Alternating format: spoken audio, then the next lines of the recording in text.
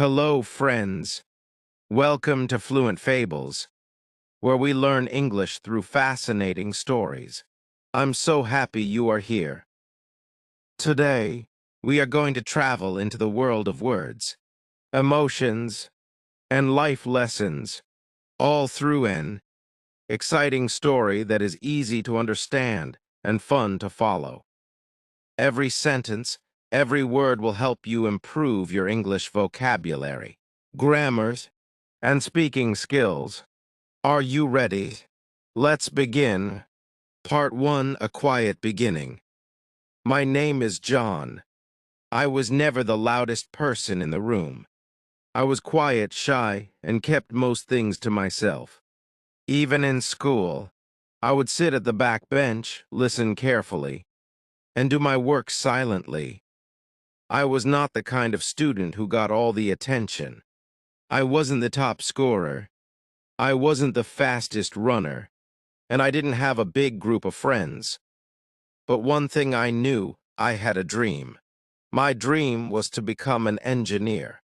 Not because someone told me to, but because I loved solving problems.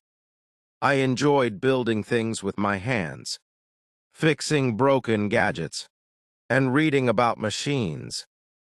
At home, we didn't have much.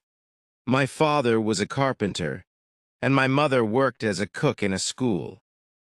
We lived in a small rented house. My parents worked hard every day just to provide for me and my younger sister. I used to study under a small lamp at night. We didn't have a separate study table. I would sit on the floor, books on my lap, and just read quietly. I didn't complain. I didn't ask for more. I just worked every single day. Other students had tuitions, expensive coaching, and mobile phones. I had old books, secondhand notes, and a burning desire to succeed. Nobody noticed me. Nobody cheered for me. But that was okay. I didn't need noise. I had patience. I had discipline. This was the start of my journey, a journey of a silent achiever. Part 2, Struggles and Small Victories. Every morning, I would wake up at 5 a.m. I helped my mother in the kitchen, cleaned the house, and then went to school. After school, I would go to a small shop to work. Part-time, I cleaned shelves, delivered items, and sometimes managed the counter. I did not do it for fun. I did it because we needed money. My father's income was not enough.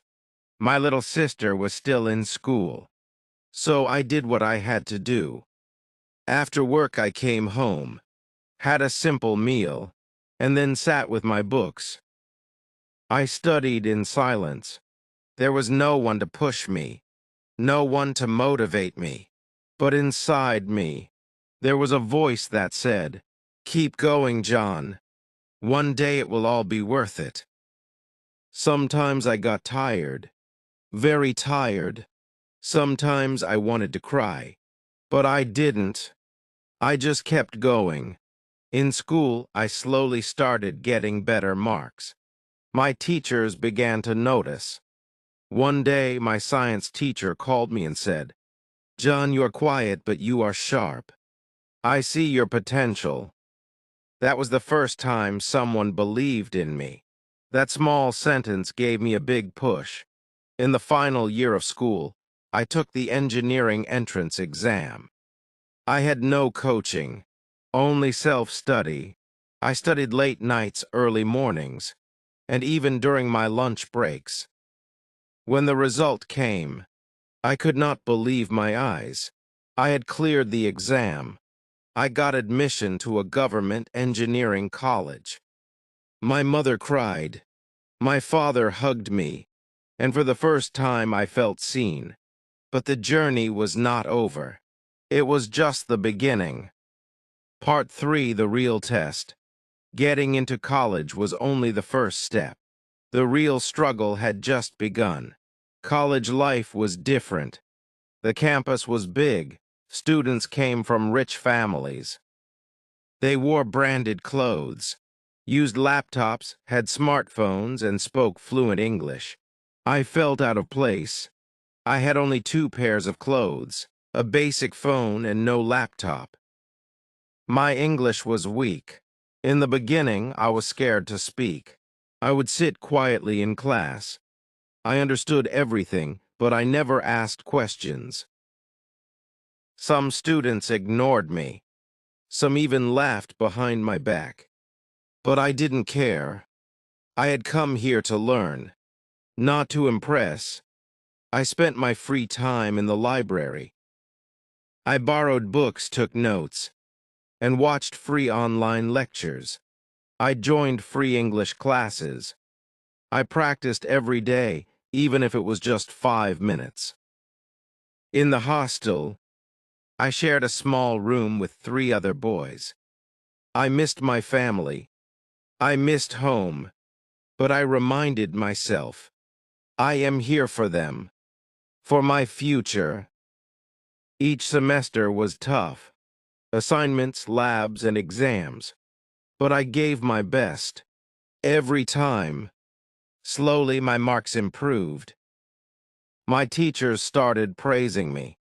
One professor even asked me to help him with a small research project. That moment changed my life. For the first time, I felt confident. I wasn't just surviving. I was growing.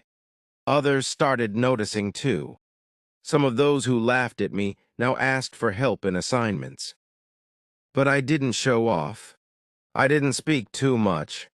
I still believed in quiet hard work. Because I knew success doesn't need noise. It needs focus. Part 4, the first big step. Final year of college came fast. Everyone was talking about one thing: placement. Companies were coming to hire students. My heart was full of both hope and fear. I had worked hard for years. But what if I failed now? I had no fancy clothes, no experience, and my English was still not perfect. But I had confidence, not in my looks, not in my background, but in my knowledge. The first company came. I sat for the written test. I passed. Then came the technical interview. They asked me about circuits, machines, logic. I answered every question clearly. Then came the HR round. The lady smiled and said, "John, you're quiet. Why should we hire you?" I looked at her and replied, "Because I will not waste time talking. I will prove myself through my work." She looked surprised. Then she smiled. 2 days later, the result came. I got selected. I had done it. I had secured my first job. My first salary would be more than what my parents earned in a year. I called my mother. She cried. My father didn't speak much, but I knew he was proud. My little sister danced around the room. That night I sat alone on the hostel terrace, looking at the stars. I remembered the days I studied with second-hand books, the nights without sleep, the times I felt invisible. And now, I had a future. I was not the topper. I was not the loudest, but I was the one who never gave up. Part 5, Giving Back. My first day at work was both exciting and scary. I entered the big office building with a simple shirt, worn-out shoes, and dreams in my eyes. Everyone looked professional. Some had degrees from top colleges. Some spoke English like they were born with it. I was quiet. I observed. I learned. I worked. My manager noticed something in me. He said, "You don't talk much, but your work speaks loud." I got good projects. I solved problems. I helped my team. Within 1 year, I got promoted. Within 3 years, I was leading a team. But even then, I never forgot where I came from. I saved money. I built a small house for my parents. I sent my sister to college. I gave her everything I never had. Then I started something more. Every Sunday, I taught poor kids for free. Kids who were like me, silent, shy, and full of dreams. I told them, you don't need money to shine. You need hard work, patience, and faith. Years passed. People started calling me the silent achiever. Not because I was famous, but because I proved that quiet people can do great things. Because I never gave up. Because I believed. And today, when I look back, I don't feel proud because I have a job, a house, or money. I feel proud because I turned my pain into purpose. And I did it. Silently. The end.